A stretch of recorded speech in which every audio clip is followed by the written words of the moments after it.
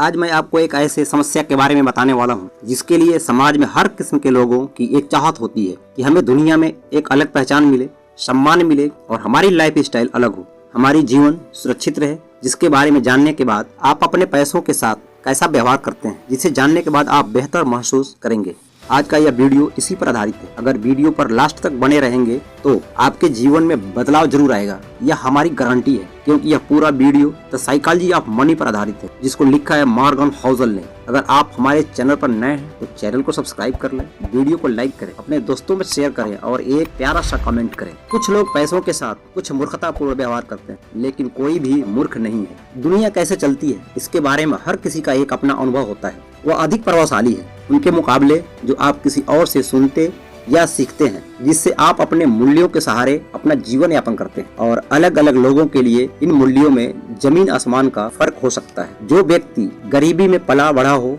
वह जोखिम और प्रतिफल के बारे में जैसा सोचता है, एक समृद्ध बैंकर की संतान ही क्यों न हो वैसा न सोच पाएगा। एक स्टार ब्रोकर जिसने महामंदी में अपना सब कुछ गंवा दिया, उसने जो अनुभव किया वो अनुभव उस फील्ड में उतरने वाला हर इंसान नहीं बता सकता। 1990 के दशक में वहाँ काम करने वाला एक तकनीकी कर्मचारी उसका कल्पना भी नहीं कर सकता। एक ऑस्ट्रेलियन जिसने 30 सालों तक कोई आर्थिक मंदी नहीं देखी, उसने कुछ ऐसा अनुभव किया जो किसी अमेरिकी नागरिक ने कभी नहीं किया। वैसे तो अनुभवों की सूची असंख्य है। आप धन दौलत के बारे में कुछ ऐसा जानते हैं जो मैं नहीं जानता, और इसके विपरीत भी उतना ही सच है। जिन धारणाओं, उद्देश्यों, पूर्वानुमानों के साथ आप अपना जीवन जीते वह मुझसे अलग हो सकता है। ऐसा इसलिए नहीं कि हम में से एक दूसरे से अधिक होशियार है या अधिक जानकारी रखते हैं। ऐसा इसलिए है कि हमारे जीवन अलग हैं। हम सबको लगता है कि हम जानते हैं कि दुनिया कैसे चलती है, लेकिन हम सब ने एक तिनके मात्र का ही अनुभव किया है। कुछ सबक ऐसे होते हैं जिन्हें समझने से पहले हमें उनका अनुभव करना आवश्यक, और हम सब किसी न किसी तरह इस सच के शिकार हैं। धन दौलत को लेकर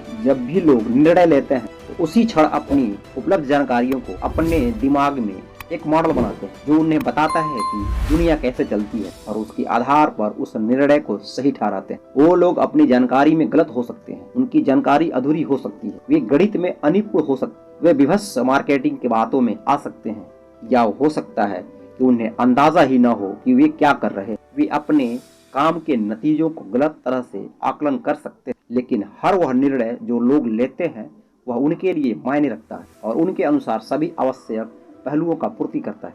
बहुत ही साधारण सा एक उदाहरण है। लॉटरी के टिकट कौन लोग खरीदते हैं? जिनके पास एक भूख लगी रहती है कि हम ज्यादा से ज्यादा पैसा बना सकते, लेकिन कभी ऐसा नहीं होता लॉटरी के दिन। अमेरिकी लोग फिल्मों, वीडियो गेम, संगीत, खेल कूद, प्रतिस्पर्धा, किताबों के कुल खर्च से अधिक पैसा उन पर खर्च करते, और उन्हें खरीदता कौन? मुख्यतः गरीब लोग। यह मुझे मूर्खतापूर्ण लगता है, शायद आपको भी मूर्खतापूर्ण लगे, लेकिन मैं न्यूनतम आय वाले परिवार में से नहीं, और आप शायद भी न हो। इसलिए इनमें से काफी लोगों के लिए यह समझना कठिन है। एक लॉटरी टिकट खरीदने वाले के अवचेतन मन में क्या तर्क चलता है, इसको समझ। हम एक पगार से दूसरी पगार के बीच किसी तरह जीते हैं, और बचत की तो दूर तक संभावना ही नहीं है। अच्छे वेतन की नौकरी मिलने की कोई भी संभावना नहीं है। हम छुट्टियां मनाने नहीं जा सकते, और न ही नई कार खरीद सकते, न ही स्वस्थ बीमा या सुरक्षित इलाकों में घर का इंतजाम कर सकते। हम बिना कमर तोड़ने वाले ऋण के अपने बच्चों को कॉलेज में भर्ती नहीं करा सकते। आप में से जो लोग वित्त संबंधी किताबें पढ़ते हैं तो आपके पास वह सब कुछ या तो पहले से है या उसे पाने की अच्छी संभावना है जो हमारे पास नहीं हो सकता। लॉटरी टिकट खरीदना ही हमारे जीवन का वह पल है जब हम ठोस रूप से वह सब पाने का सपना देख सकते जो आपके पास है और जिसे आप महत्व नहीं देते। हम एक सपने की कीमत चुका रहे हैं और आप यह नहीं समझ सकते, क्योंकि आप पहले से ही एक सपने में जी रहे हैं और इसलिए ज्यादा से ज्यादा लॉटरी टिकट खरीदते हैं। और यह विचार जो आप कर रहे हैं वह मूर्खतापूर्ण है, लेकिन मैं समझ सकता हूं कि आप ऐसा क्यों कर रहे हैं। एक अन्य पहलू जो यह स्पष्ट करने में सहायता करता है कि वित्तीय निर्माण क्यों इतने कठिन होते हैं और क्यों इसमें इतने दुराचार होते हैं। यह विषय काफी नया है। धन दौलत तो काफी समय से हमारे चारों ओर, हमारे इर्द गिर्द है। ऐसा माना जाता है कि लीडिया जो अब तुर्की का भाग, वहाँ के राजा एलियट्स ने 600 ईस्वी पूर्व पहली आधिकारिक मुद्रा बनाई, लेकिन वित्तीय निर्णयों का आधुनिक आधार बचत और निवेश ऐसी धारणाओं पर आधारित जो अभी नवजात। सेंसस ब्यूरो के अनुसार 65 वर्ष से अधिक आयु के एक चौथाई अमेरिकी 1960 के दशक के अंत तक गरीबी में जी रहे। 1980 तक यह धारणा सुदृढ़ नहीं हुई थी कि हर कोई सेवानिवृत्ति के योग्य और हर किसी को एक गरिमापूर्ण सेवानिवृत्ति मिलनी चाहिए, और तब से लेकर उस गरिमापूर्ण सेवानिवृत्ति को पाने का उपाय अपेक्षा रही कि हर कोई अपनी खुद की आय से बचत करके उसे निवेश करे। किसी को भी अचरज नहीं होना चाहिए कि हम में से काफी लोग सेवानिवृत्ति के लिए बचत और निवेश में अच्छे नहीं, मतलब हम मूर्ख नहीं, बल्कि हम सब नौसिखिए हैं। हमारे पास सालों सालों का एकत्रित अनुभव नहीं है जिससे हम सीखने का प्रयास मात्र भी कर सके। हम सब जुगाड़ करके काम चला। कुत्तों को 10,000 साल पहले पालतू बनाया गया, लेकिन वे अपने प्रचंड पूर्वजों का बर्ताव अब तक बनाए रखे, और हम जिन्हें आधुनिक वित्त सिस्टम में मात्र 20 से 50 साल का अनुभव रखते हैं और फिर भी